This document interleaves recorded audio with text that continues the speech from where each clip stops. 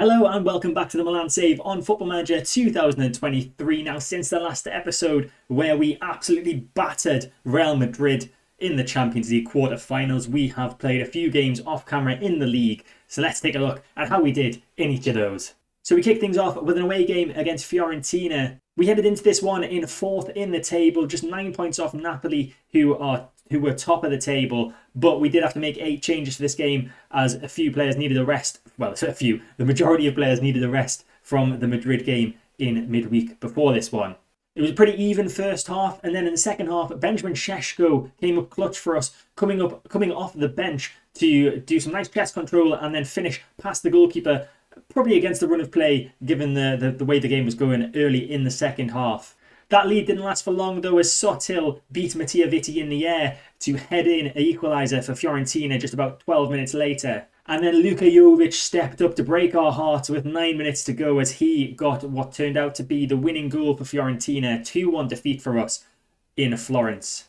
Another reason for us resting players for the Fiorentina game was because we knew that in a few days' time we faced top of the table Napoli, and I kind of thought that we were going to be able to beat Fiorentina with a rotated squad. Obviously not the case. So then we brought in, I think we made 8 changes again, just bringing back in the players that we'd taken out for the Fiorentina game, for the game against Napoli. We dominated the first half in this one, with Napoli only getting the one shot on goal in the first half, and that was just before half time as well. This was a very highlight-free game, as we only got 2 highlights all game, and they both came in the last 5 minutes of the game. As you can see there, Šeško, on the 96th minute, I jumped out of my chair. I was so excited. He'd scored a header at the near post, but no, he hadn't. It was disallowed, and it ended 0-0 against top-of-the-table Napoli.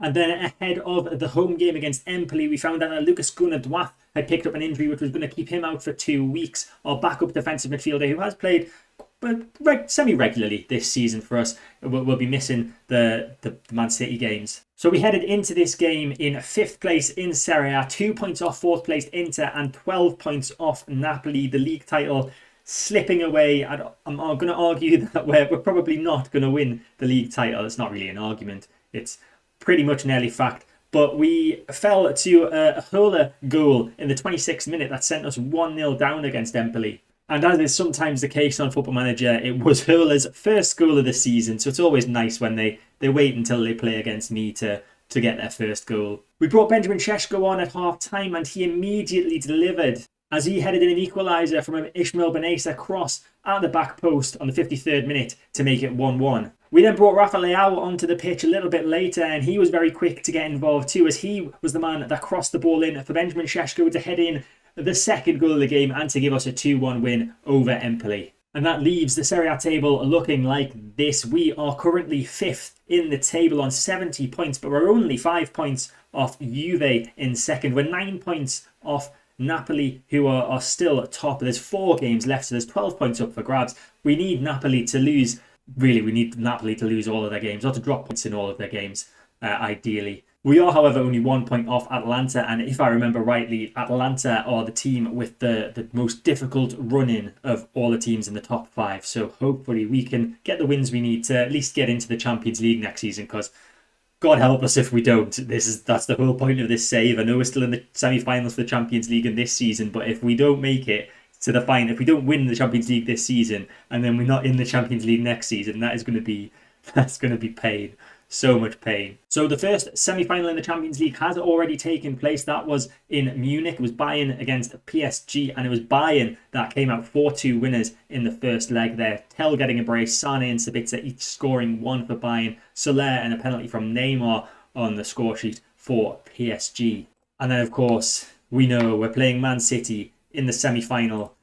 Let's see how they've been doing domestically. So Man City drew their last league game against Wolves 2-2 and beat West Ham in the game before that by 3-0. They're currently second in the Premier League with 10 points off Liverpool, who are top of the table. And in the Champions League so far this season, Man City kicked things off with a 2-0 defeat against Barcelona. They drew 2-2 with Atletico, then beat Freiburg and Red Bull Salzburg before drawing 2-2 with Leipzig, lost 2-1 to Villarreal, and then smashed both Jablonec and Atalanta in their last 2 league phase games to confirm passage through to the knockout playoff round where they faced Rennes and they beat them over the course of 2 legs. They played Porto, smashed them over 2 legs, played Monaco, smashed them over 2 legs, and now they've got us. Hopefully they're not going to smash us over 2 legs. So this is our lineup for the first leg at home against Manchester City. We've got Mike Mignon in goal as always, Zanoli at right back, Kalulu and Tomori in central defence. Kalulu coming back into the squad after being rested. He's been lacking in a bit of condition, needed a bit of a big rest. He's played a lot for us this season.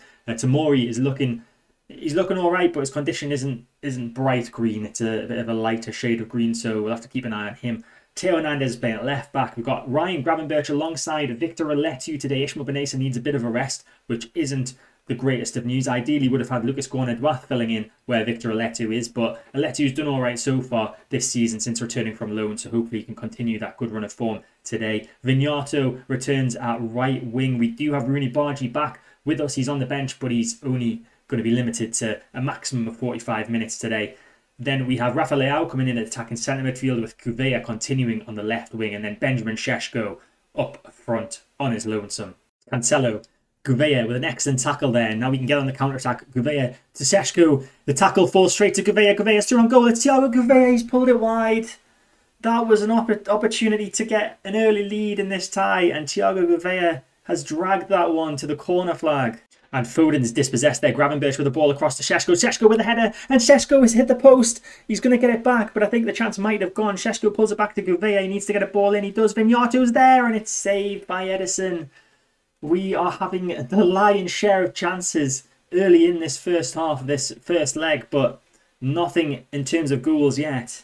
Corner for Man City. Phil Foden to take it. Ruben Diaz at the near post. He heads that straight back to Foden to get another chance to cross it in, or can we dispossess him and get on a counter? No, we can't. The ball in. Rodrigo's there with a header, and it's off the bar this time. Both sides hitting the woodwork in the opening 30 minutes of this tie. So reach half time 0-0, and there's a few underperforming players out there. Tomori on a 6.3, Hernandez of Theo on a 6.5, and then Šeško on a 6.5 as well. We know Theo likes to get himself sent off, so can't really risk that today. We're going to bring Luca Netz on for him at left back, and ideally, I don't like taking centre backs off, but Tomori, a 6.3 in a Champions League semi-final isn't good enough. So Mattia Vitti is going to come on for him at centre back. We'll give Šeško another 10 minutes or so out there. If he doesn't up his performance, we'll bring Marko Lazetic on. Things are going okay so far though. We're in the game where it's a pretty even game, to be honest. Between the two sides, and we've probably had the better chances, so can't complain too much.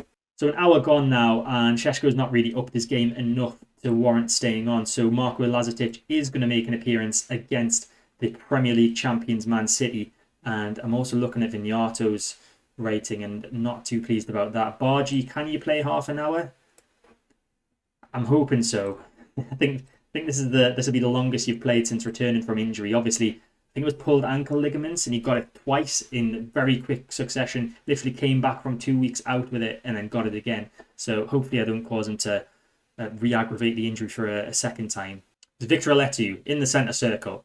Ball switched to the left-hand side to Luca Netz. Luca Netz now cutting inside with the ball. Plays it through to Rafa Leao. Rafa Leao takes a touch. Tries to get past the defender. Rafa Leao with a shot, and that's off the bar again. We've hit the woodwork twice today. City have hit it once. There's still no goals. Just under 10 minutes to go. We've got one more sub left to make, and it's a toss-up as to who it is. It was going to be Rafa Leao, but I noticed he's our best performing player today, at least joint best with Victor Oletu. So it might have to be Thiago Gouveia. I know what I'll do. Leao can go on to the left, Gouveia off, Nketiah on, attacking centre midfield, and one last throw of the dice to try and get a goal in this home tie, because I feel like a trip to the Etihad is going to be pretty tough for us. But we can't get a goal. It's ended 0-0. We've stayed in the game. In fact, we've got a better XG than Man City, but we just couldn't get a goal, which hopefully doesn't come back to bite us in the second leg. As I said before the game, Man City have absolutely dominated every team that they've come up against in the knockout stages of the Champions League so far. Well, just saying that, on some of the legs they have drawn, so hopefully that doesn't mean we're going to get battered at the Etihad. And Kalulu's still looking a bit jaded, so we're probably going to have to rest him for the league game in 2 days' time against Udinese. The fixture schedulers have not been kind to us there. A 2-day break after the Champions League. Oh, that's going to be a heavily rotated side against Udinese. Hopefully we can still get the win there though. So we've played the league game off camera away from home at Udinese, and it has gone the opposite way of what we wanted. We lost 1-0, Colombo getting the only goal of the game. We had so many chances and failed to score. We made 8 changes from the City game. We were 5th heading into this one, only 1 point off Atalanta and 4th and 9 off Napoli, who were top. We fell to Colombo goal in the 17th minute. We brought Bargi, Leao and Šeško on in the second half. We even went very attacking and switched to a 4-2-4 with 2 centre midfielders and 2 strikers and the 2 wingers with about 5 minutes to go. Didn't help at all. We're officially out of the title race and we may even struggle for Champions League qualification. And following this match, the squad came to me and were unhappy at the fact that we'd failed to win Serie A. Most of them took it well. What I said, I just apologised and said we can go on and do it again next year. Theo Hernandez, however, wasn't best pleased. So we might have a morale issue with our left back coming up in the summer, which is fun. As I said, that means we are currently 5th. Thankfully, Atalanta lost to Inter in this game week, so we're still only a point off Atalanta in 4th. But the highest we can now finish is 2nd, and that would rely on Juve dropping points in all of their remaining 3 games. So I'd say the best we can hope for is probably finishing 4th and getting that 4th Champions League spot. Unless we win the Champions League, which of course would mean that the save would end. But to do that, we need to beat Man City in Manchester. I don't feel too confident.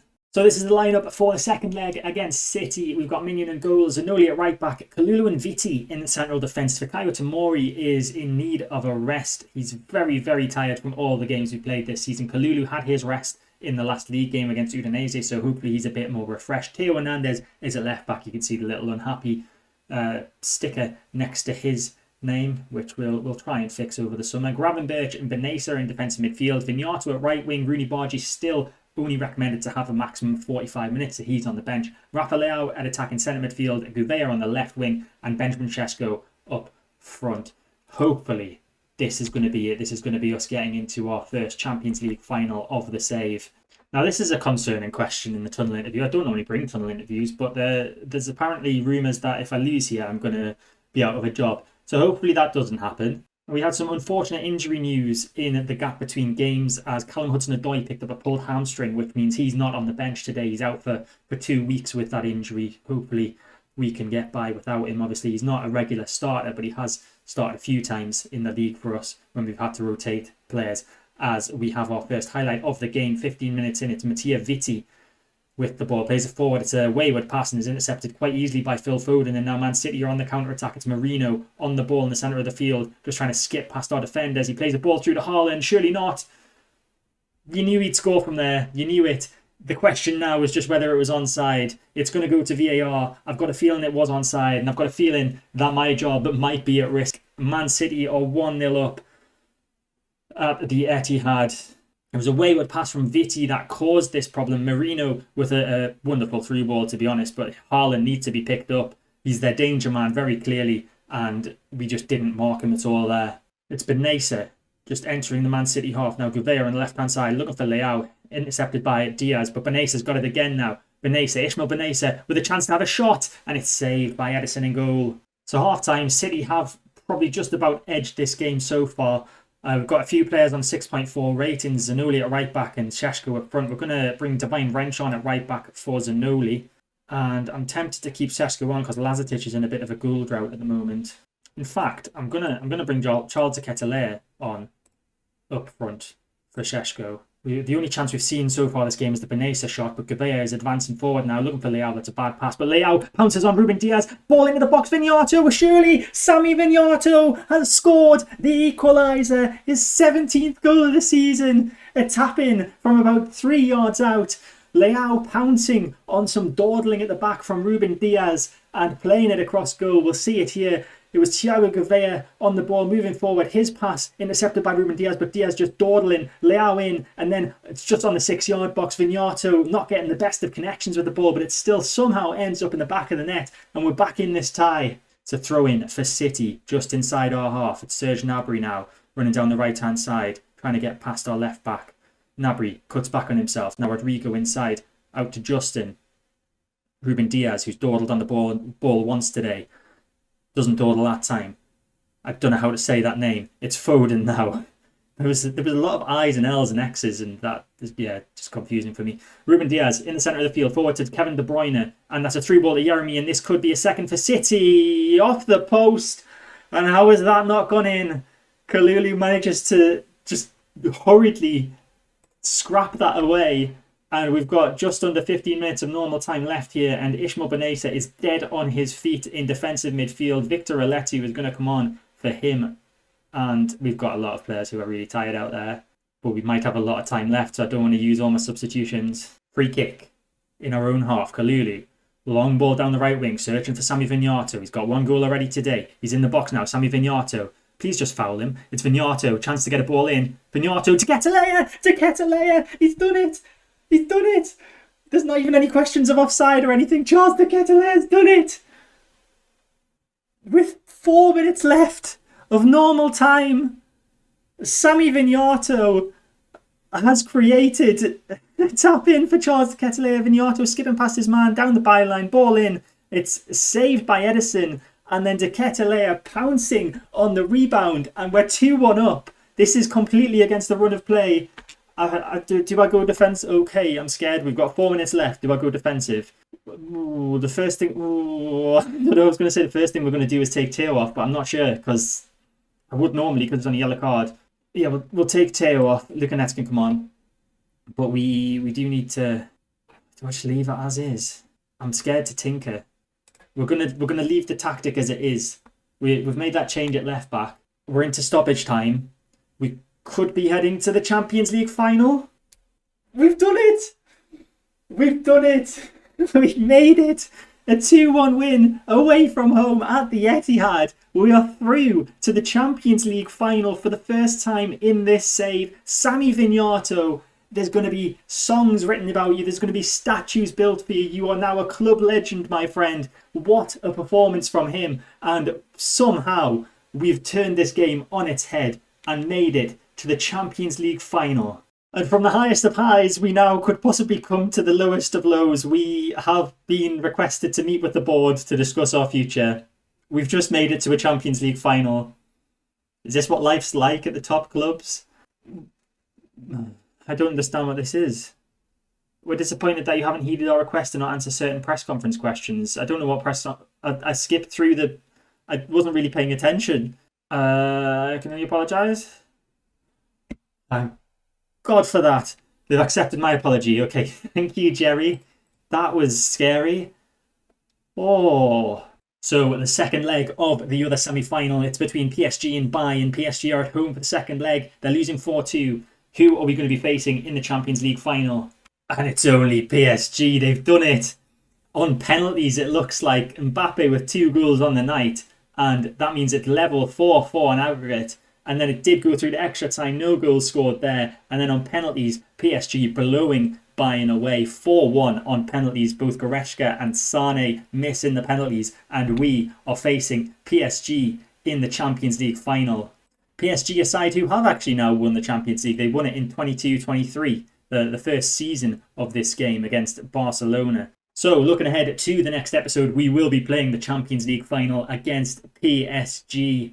In the meantime, I'll play the 3 final league games off camera against Salernitana, Roma, Regina. Hopefully we can qualify for the Champions League. The fact that we've made it through to the last stage of the Champions League this season has really affected us in the league. Obviously, the last 2 seasons we managed to win the league, but not anywhere near this year in all reality. But hopefully we can get Champions League qualification through the league and then be back to hopefully win the Champions League. And then I don't know what we do from there, because that's the aim of the save. It might be the end of the save if we win the Champions League.